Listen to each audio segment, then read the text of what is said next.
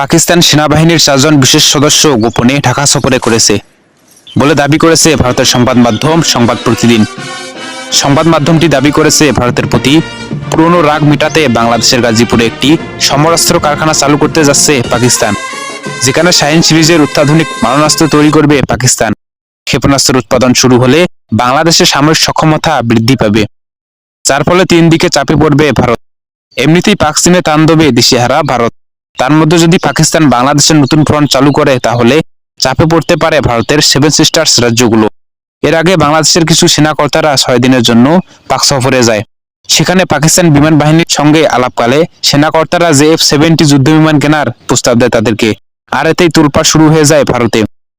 6 দিনের সফর শেষে শনিবার দেশে ফেরেন সেনাকর্তারা।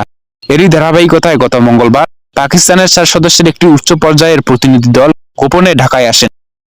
বিমানবন্দরে তাদেরকে স্বাগত জানায় বাংলাদেশ সেনাদের গোয়েন্দা সংস্থা DGFI এর উচ্চপদস্থ কর্মকর্তা ব্রিগেডিয়ার মেহেদী। তবে যেটা চিন্তার বিষয় সেটা হলো এই পুরো সফরটাকে গোপন রাখা হয়েছে। এই বিষয়ে এখনো কোনো মন্তব্য করেনি ঢাকা কিংবা ইসলামাবাদ।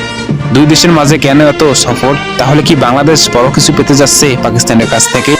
মূলত গত সরকারের আমলে ভারতের স্বার্থ সুরক্ষার কথা ভেবে পাকিস্তানের সাথে সম্পর্ক উন্নয়নে তেমন কোনো ভূমিকা দেখায়নি আওয়ামী লীগ সরকার। তবে শুধু অন্তর্বর্তী সরকারের আমলে যে পরিমাণ সম্পর্ক উন্নয়ন হলো তাতেই বোঝাই যাচ্ছে আগামী দিনে বাঙালিদের জন্য নতুন কিছু অপেক্ষা করতেছে।